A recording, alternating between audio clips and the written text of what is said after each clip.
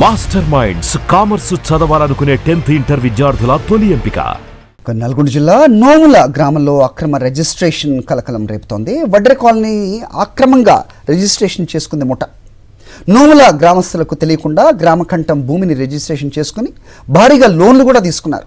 8 ఎకరాల గ్రామకంఠం భూమిని కొట్టేశారు నలుగురు ముఠా సభ్యులు. వడ్రె కాలనీలో ఇందిరమ్మ ఇళ్లను నిర్మించుకుని 111 కుటుంబాలు 60 ఏళ్లుగా ఉంటున్నాయి. అకస్మాత్తుగా జరిగిన ఈ ఘటనతో వడ్రె కాలనీ వాసులు ఆందోళన వ్యక్తం చేస్తున్నారు. అక్రమ రిజిస్ట్రేషన్ వారిపై చర్యలు తీసుకోవాలని కాలనీ వాసులంతా కూడా డిమాండ్ చేస్తున్నారు.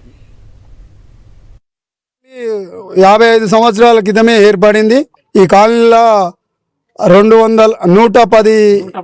110 ఇండ్లు ఆ రోజులలోనే 110 ప్లాట్లు ఇచ్చిర్రు.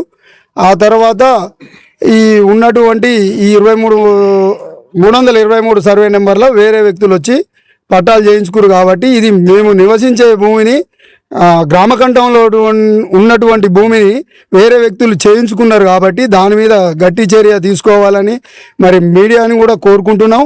మరి ఎంఆర్ఓ గారికి కూడా మేము మీడియా ద్వారా తెలియజేస్తున్నాం.